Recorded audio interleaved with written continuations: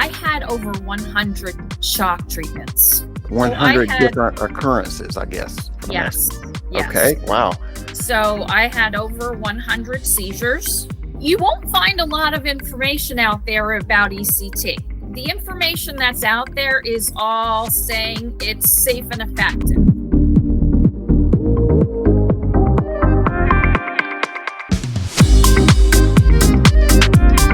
Welcome to the Managing Mental Health Podcast. Join us as we talk to leading psychologists about all areas of mental health, and we hear from real people who have overcome real mental health struggles who can now share hope and encouragement for us all.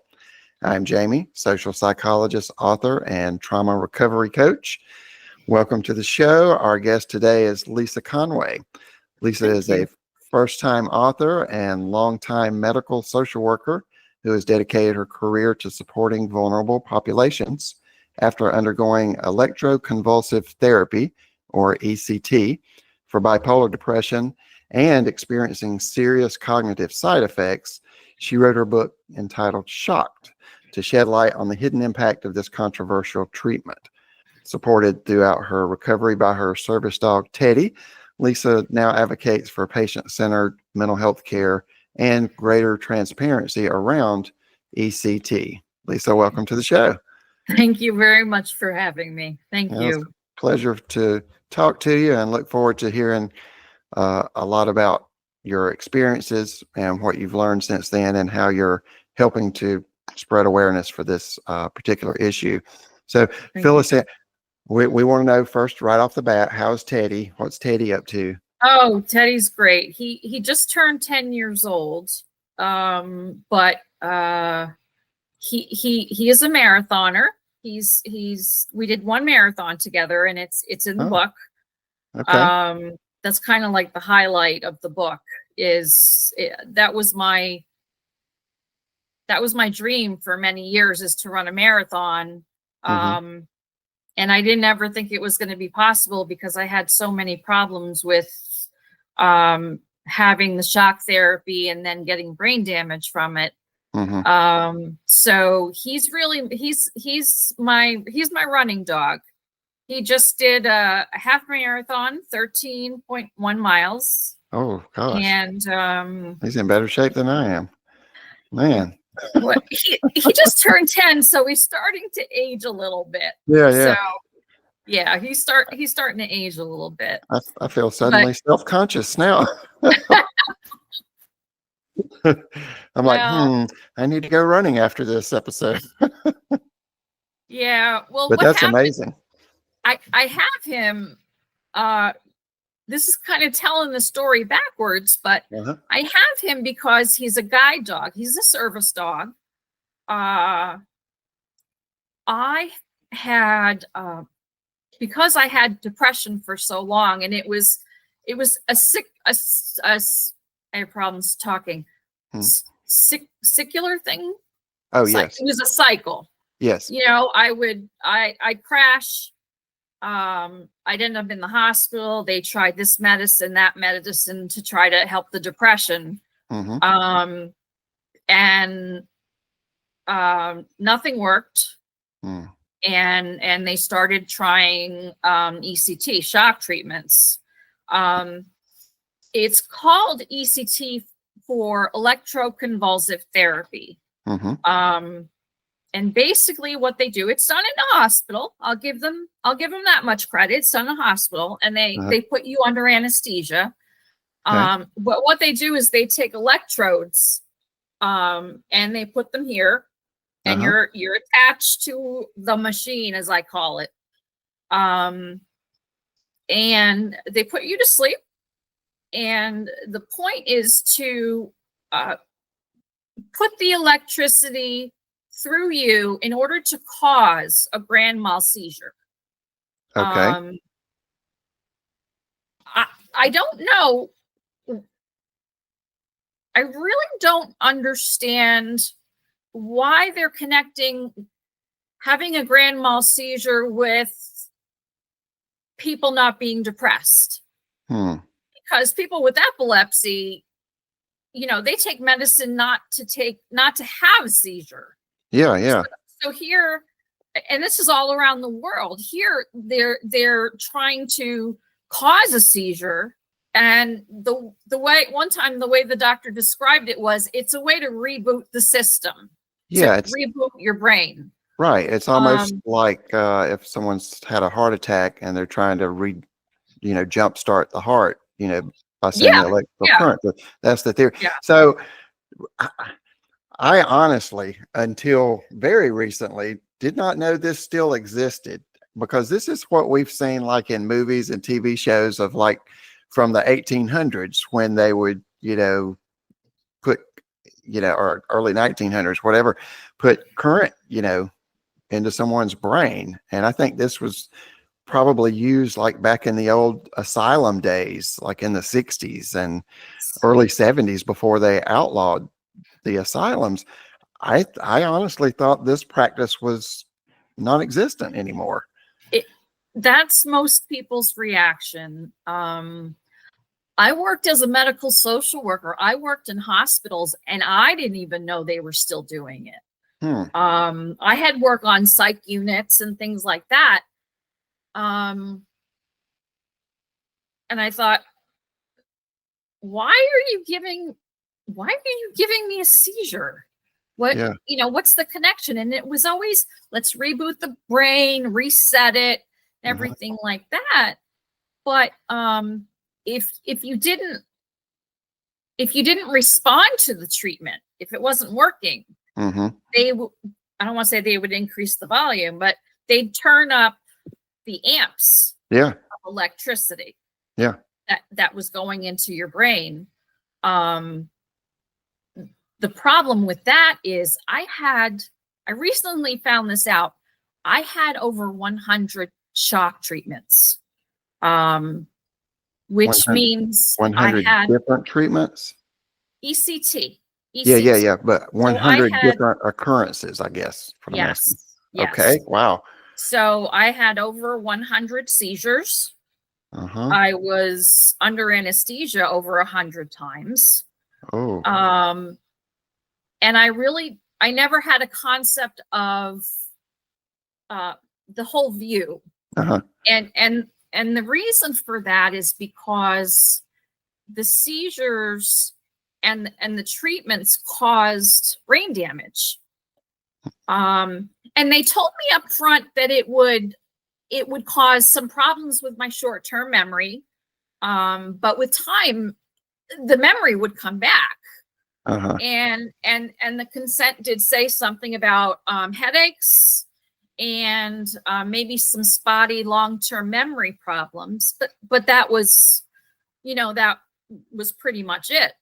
After I was having all of these treatments and I would go to see the doctor, I would say, I'm still having problems. I'm not remembering things. There were times I started getting lost. And more disoriented in places where I had been, 100 times, which is where Teddy comes in. He's my guide dog. If I go for a run and I bring Teddy, he will bring me back to where we started. Okay. Because chances are when I'm running, there's a part of the brain, the hippocampus, that's responsible for you knowing where you are physically. Okay. For you to recognize where you are. Right. And damage was done to that part of the brain, including short-term memory and long-term memory. So Teddy is my way of making sure I don't get lost. Okay. He's your GPS. Yeah, well, you know what? That damn GPS, I've tried it a couple times when I was running, but you have such a panic attack. Oh. All of a sudden, you don't know where you are. You're looking around. Nothing looks familiar. I to try to just to open the phone, because now nothing's working up there. Right. So you can't think through the process of how to open the GPS. Yeah, it sounds very scary. Horrifying. Mm. Horrifying. I was on a retreat once. It was a women's retreat up in northern Pennsylvania. Yeah. There were lakes there and ponds and horses and farmland. And it was a very relaxed retreat. So I wanted to go out for a short run. So I since I didn't know the area, I said, well, I was thinking 2 or 3 miles. I'll go out. If I have to turn, if it comes to a point where, it's a T, then I'll just turn right and I'll only make 1 turn. Sounds pretty basic. Well, I did that. I ended up, making that turn, and looking at my watch, I thought, oh, I should probably get back. I have no idea. I don't know whether I missed the turn, or I didn't get back to the turn, or I went too far, or I didn't go enough. And by that time, with all that time passing, I drank all my water. My phone battery was dead. This is before Teddy. My phone battery was dead, and they were starting to send people out to look for me because I had been gone so long. And I'm a runner, so I have a runner. I have a running watch, and I hadn't turned it off. And by the time I got back to the retreat center, I had gone 8 miles. Wow. I don't understand how that happened, but yeah, it had been about 8 miles, and it's a terrifying experience. And I never connected it. I never connected it to the treatments until I found a support group on Facebook. You won't find a lot of information out there about ECT. There's the information that's out there is all saying it's safe and effective. But that's what the world of psychiatry says, because it's done in a hospital. Right. You go under anesthesia. You don't feel the seizure. But when you're getting the treatments, you're getting them to help your depression, and now you're adding another problem. You're adding brain damage. You're adding a brain injury. A friend of mine yesterday told me I had a surprise party for him 2 years ago, and I have no recollection about it whatsoever. Oh, wow. How long, Lisa, has it been since you had the treatments? The last, again, time is an issue with me also. It's hard to figure that out, but I would think that the last treatment was in 2016, 17, 18. Around there. I think I had them for about 12 or 13 years. Oh, wow. So it was that cycle. So I would be fine for a while. I'd go to work. I worked as a social worker. But that depression was always there. It was always, it's kind of like cancer. Once you get cancer, you go into remission and things are fine, but it's always in the background. So it kind of creeps up on you. Now, I'm assuming, tell me if this is correct or not, but I'm assuming, before these that you had tried other methods for the depression and medical, in terms of like SSRIs or some type of medication like that, correct? I was probably, I can't even count how many medicines I was on. Probably well over 50, and not 50 at one time. Right. but they would try this combination or that combination, or if you add this medicine to your antidepressant, it makes it work better. There's a lot of that out there now. And there were terrible side effects. The one, I think we actually tried the one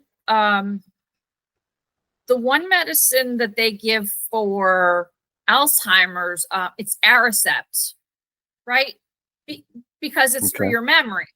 Yeah. So the doctor tried that. It gave me hallucinations. So we took that off the list. Yeah, that's not a good side effect. Yeah. So there was medicine in there for the depression, anxiety medication. I also have obsessive compulsive disorder. So there's always been a medication for that. And as a result of the treatments, at least I think it's a result of the treatments, because everything was kind of happening at the same time. You're trying different medications, they're not working. Let's go back to the treatments. So it's kind of hard, but I started having night terrors. And basically they were very violent dreams. And I would be half awake, half alert, and then half sleeping. But you're having a vivid dream, but you're having the dream and you have to wake up and you can't wake yourself up. So there's something called sleep paralysis, and somehow you can't move your body. So this kind of goes on, and I would have the bad dream, the night terror, and I would fall out of bed. And I just kept falling out of bed because I was trying to move and wake up. So we ended up putting a side rail on my pretty, queen size bed. So I wouldn't fall out of bed. So it's actually, if you want to know, the one time I woke up in the morning, my husband had gone. I woke up literally making the movement of stabbing the mattress. Oh, wow. But I didn't have a knife. Right. But it that was part of the night terror. And there's a lot of people out there that have had ECT that have had the same response. Okay. It's done all over the world. It's not just done in the United States. Yeah. And I can imagine that, well, like we said, it's been around for a long time in terms of this type of treatment.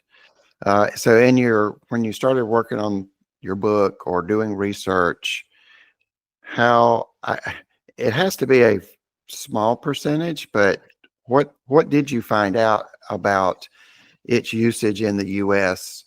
How common, or is it just like, one or two places in the US that actually still does this? How common, what are we looking at here for this type of treatment? You're looking at every hospital.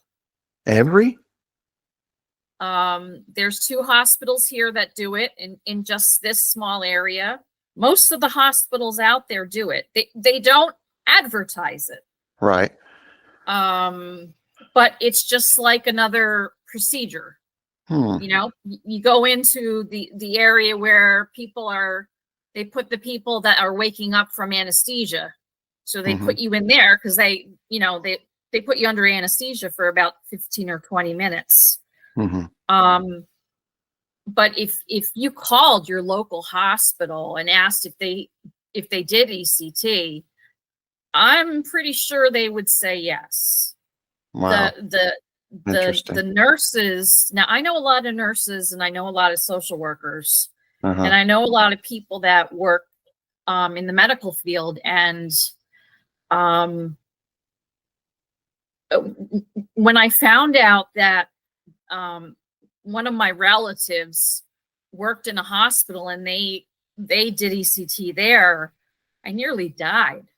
And she had been asked on many occasions to help with the procedure, to be there to, it's not just the doctor, it's the nurse, Sure. a couple of nurses, and the anesthesiologist. And she was asked on a number of occasions to do that, and she wouldn't do it. She wouldn't do it. I think the problem is now they're doing it more. It's kind of like the go-to, because when you take medicine for depression, schizophrenia, obsessive compulsive disorder, anxiety, it takes a good 2 to 4 weeks to figure out if that medicine worked. Right. Yes. You and I know that no insurance company is going to pay for you to be in the hospital for 2 to 4 weeks. Oh, no. No. Right? Yeah, no. Yeah, they're not covering that. If you go into the hospital, you're out in a week, 2 weeks. A week is stretching it. If you're in there unless you're in there for, life threatening and you're on, machines and stuff, maybe, but they get you in and out usually within 2 to 3 days, even for a serious illness or injury. The psychiatric world is different in that way. They gear it towards, how is your mood? Is your mood improving? Are you participating in groups, which I have to say are very lacking? The people that have the education, let's say a medical social worker, someone who's an LSW, LCSW, they have all of the education, but they're not the ones that run the groups. It's the mental health technicians who don't have that background, but they're kind of in charge of, they're kind of like babysitting. They're just in charge of keeping an eye on everybody. And they have to check every 15 minutes. They have to check to make sure, that people are still with us, because it's a safety issue. When you go into the hospital, the reason they're putting you there is you're either suicidal, you want to hurt yourself, or you want to kill yourself, or you're homicidal and kill someone else. Right. So you're dangerous. Mm-hmm. And I don't know. I used to be in the hospital probably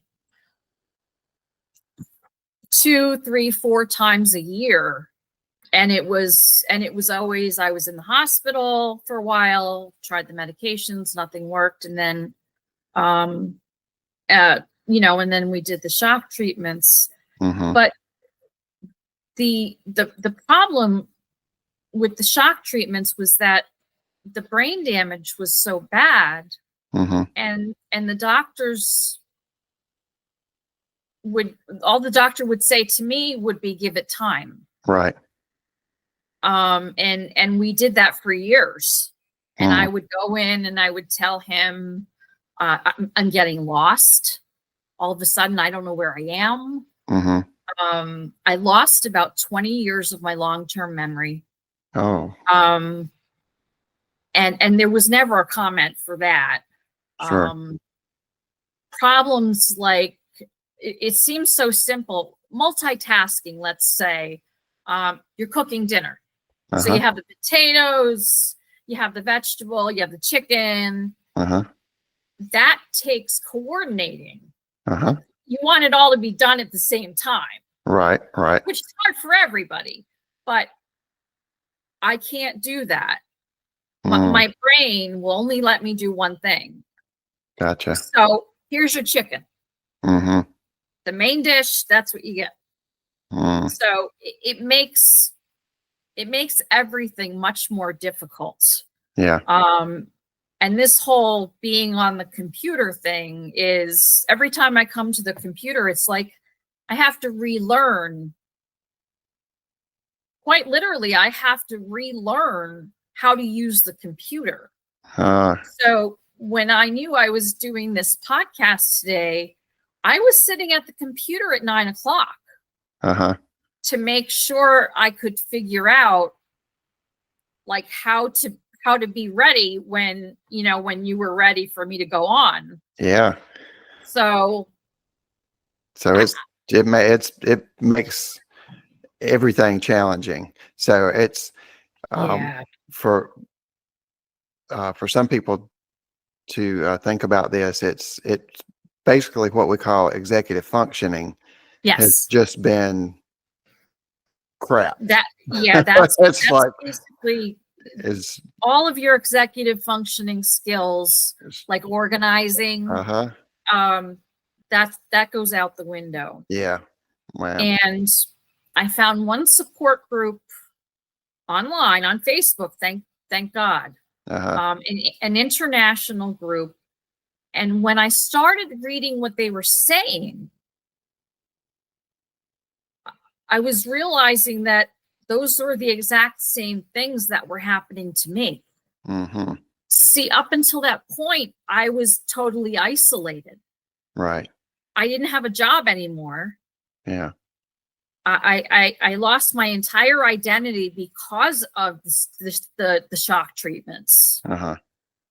It erased my personality. It erased any emotion. It just takes everything from you. You already have the depression, but put that on top. And what I'm finding and what happened with the book was, I started running.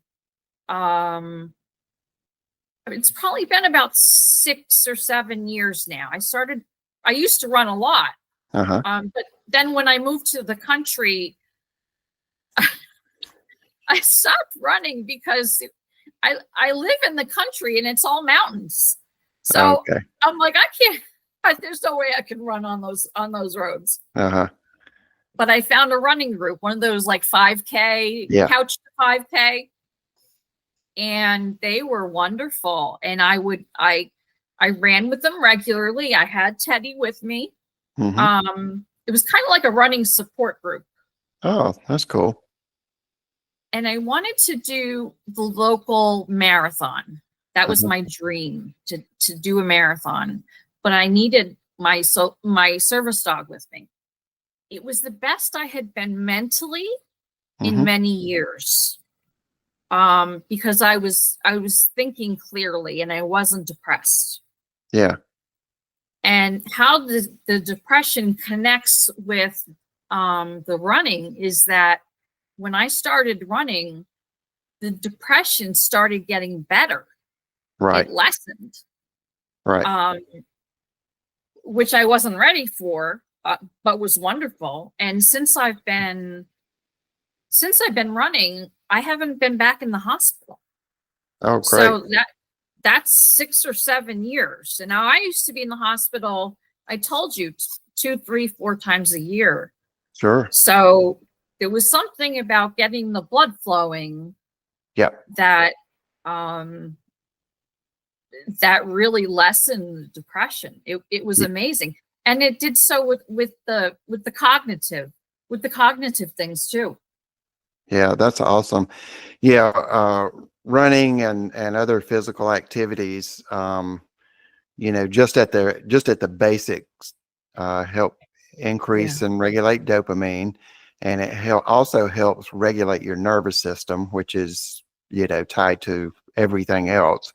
So it's really good. I've heard so many people that are runners, or bicyclists, things like that, marathoners, triathlon, all those things talk about how much better their their mental health symptoms were from those activities.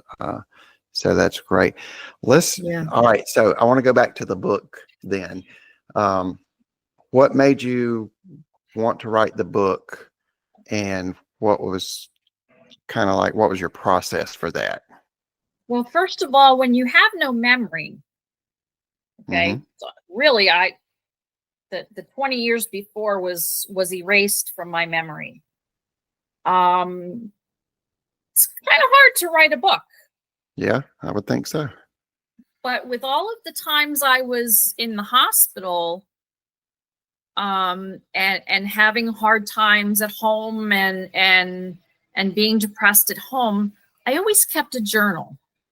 Oh, okay. I started finding those journals. I can't tell you how many I have, but what I did was I started going back and reading those journals.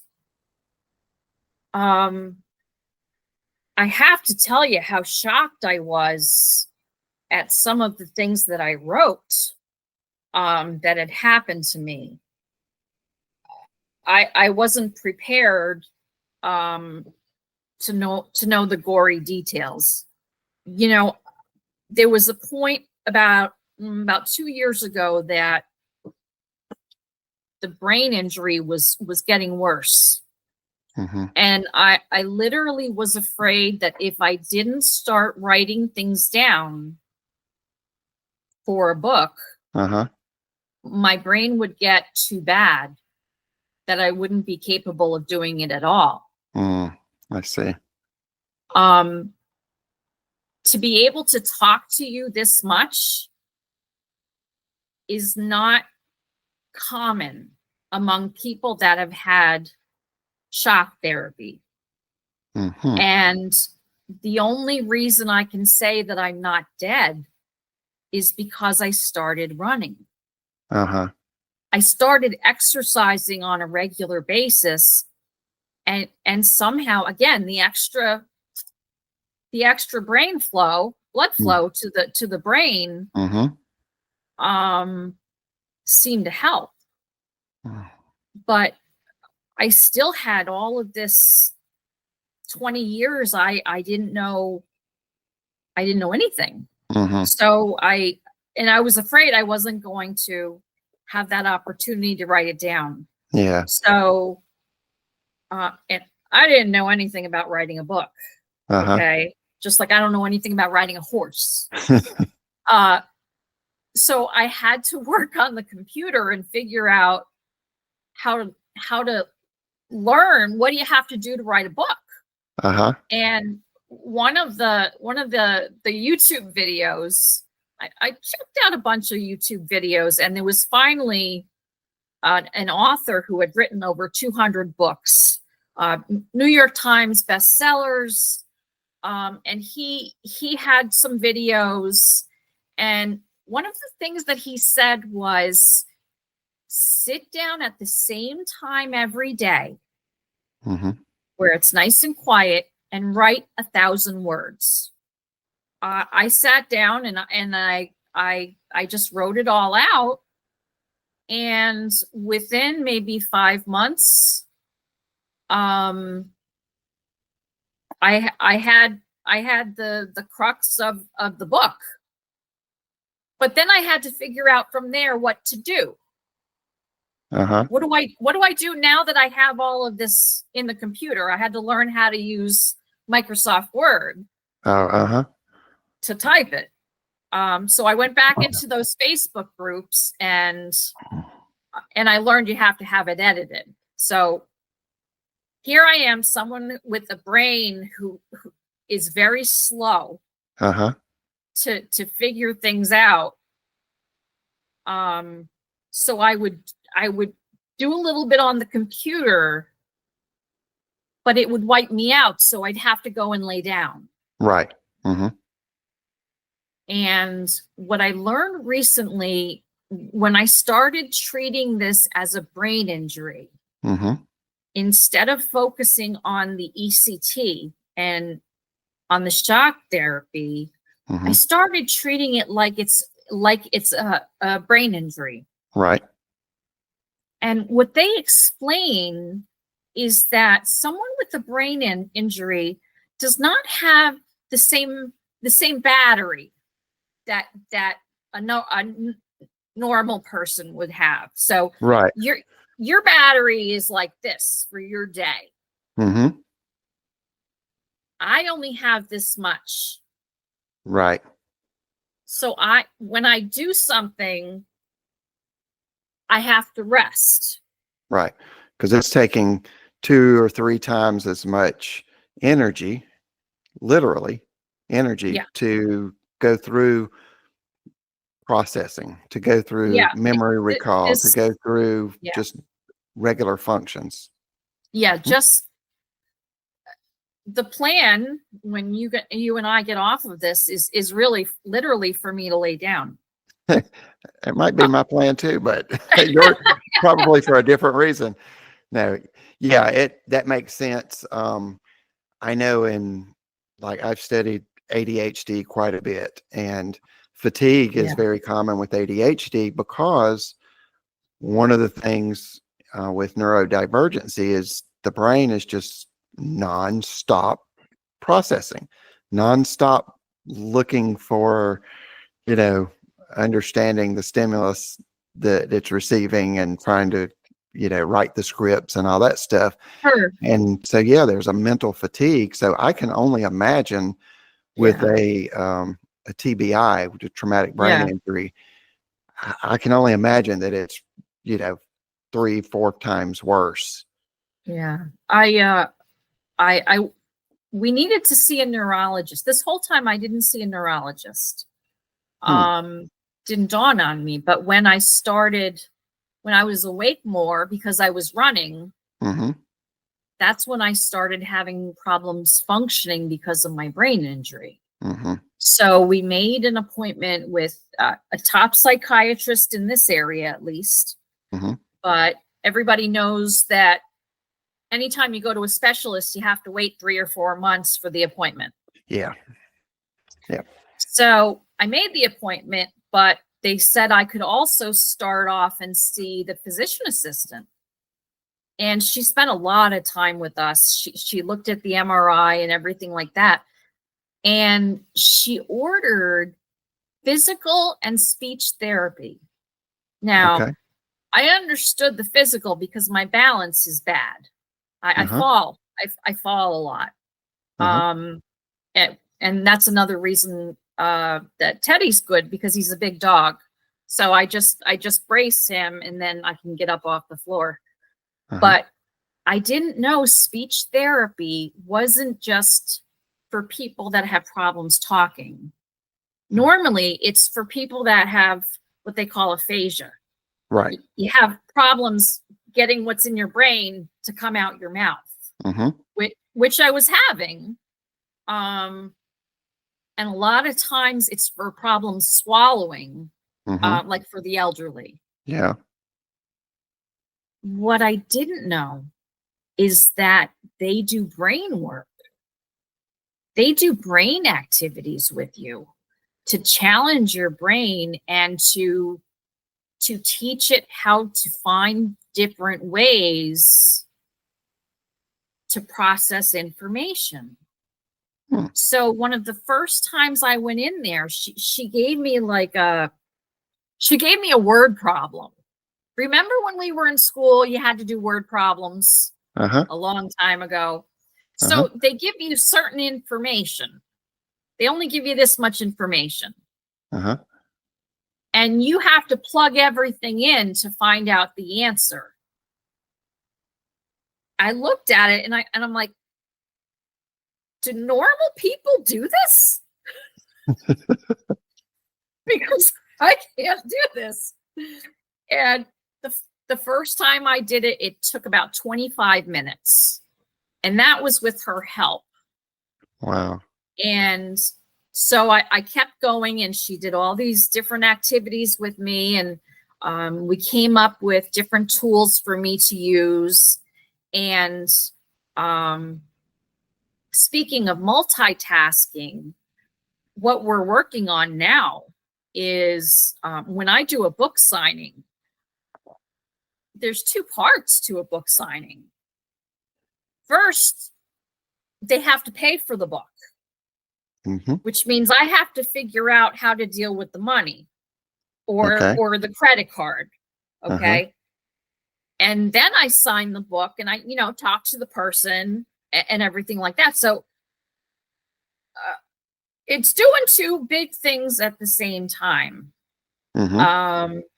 So she's been working with me on how to do two things at once. Okay. But going to speech therapy and teaching and treating it like it's a brain injury, which it is. Yep. The doctors won't say it is. Okay. And I just lost my brain. And that's what it does. It just stops. Welcome to the ECT After Effects show. And this is I've been up since about 8 o'clock. So so your battery's getting low. My battery's gone. I understand. No, you're doing great. You're doing great. I appreciate your time. You were basically just talking about how amazed you were that a speech therapist actually had more to do with a TBI, a brain injury, than just reteaching you how to say words. That more work with executive functioning, more work with processing, and even steps in order to do things, multitasking, things like that. It's a slow process. And I really started benefiting from it. But when it came time to see the neurologist, you're going to laugh at that. If you can't laugh about it, then you're going to cry. Right. We went to see the neurologist, who is supposed to be a well-known neurologist in the area.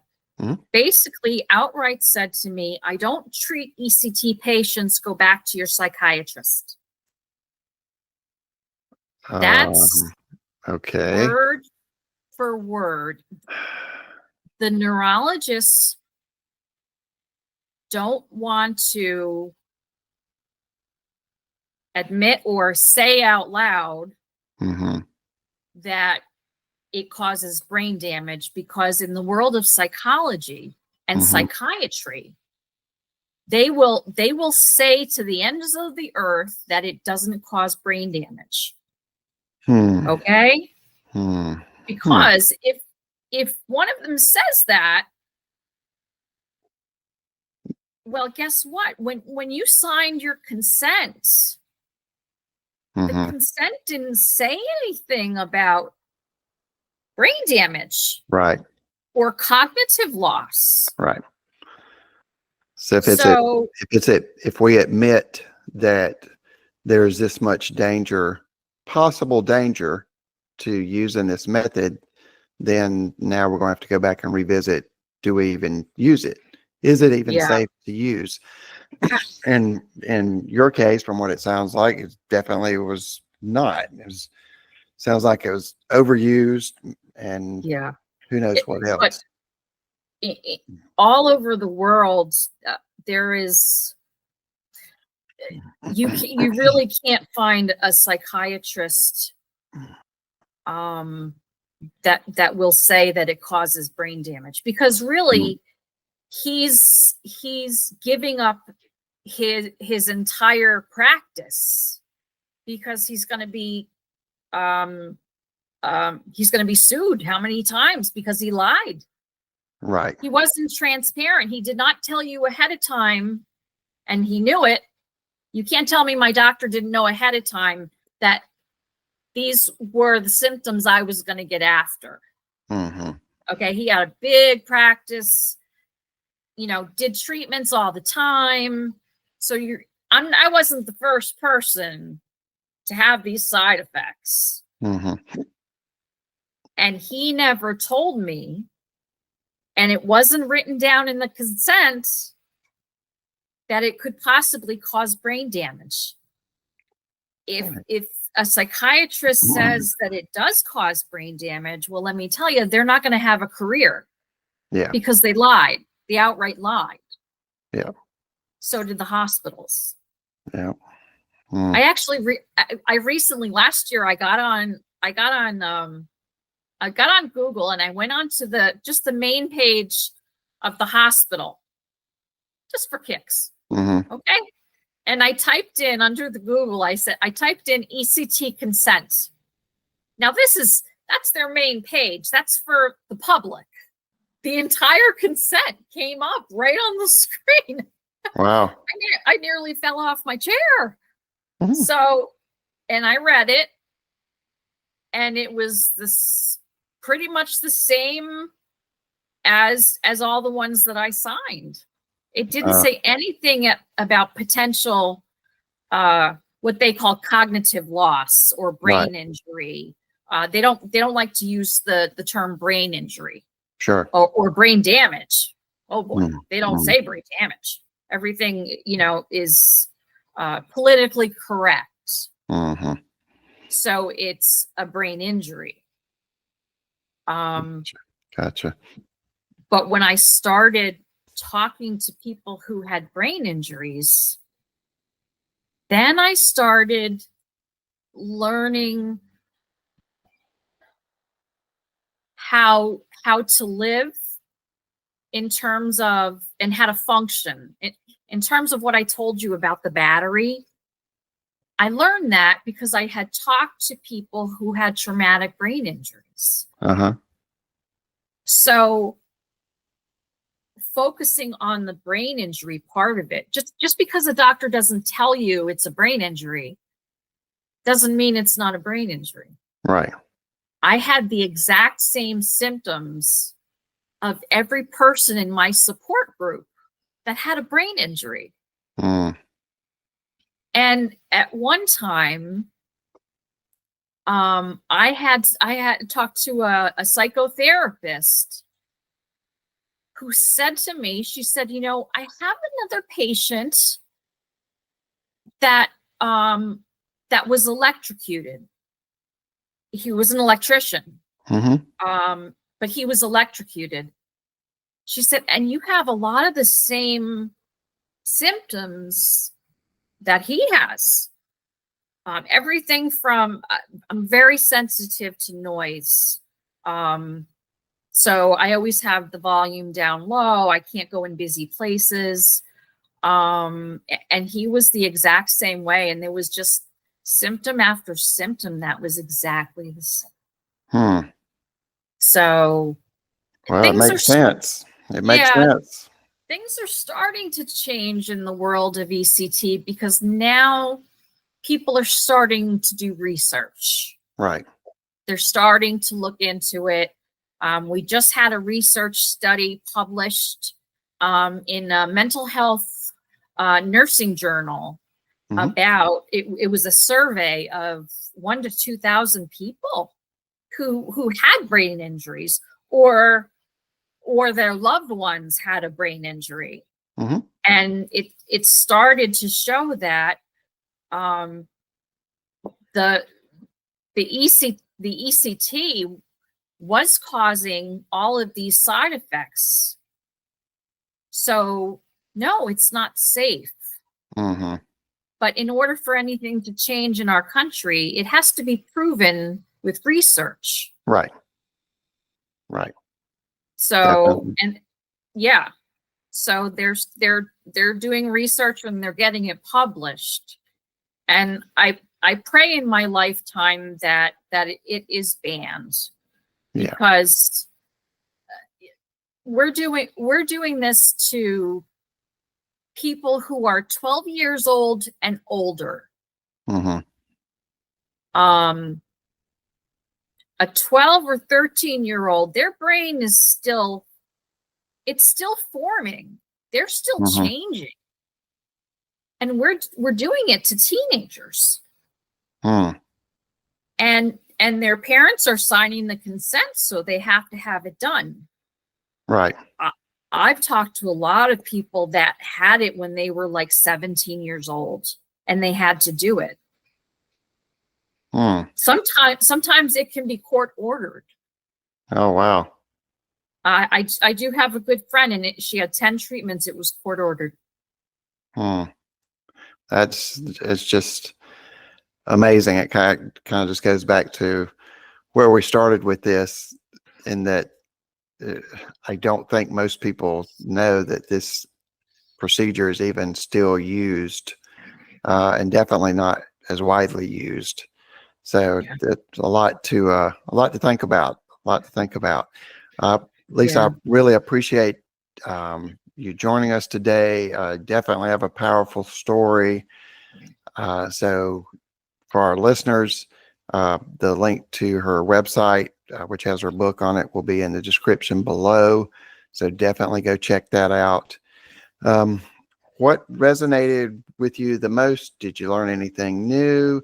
Leave that in the comments. If you have any questions, put that in the comments, and be interesting to see what other people already knew about ECT, or Yeah. if this was something totally new. So until next time, please subscribe, like, comment, and share to stay connected to this community of mental well-being as we all learn and grow together.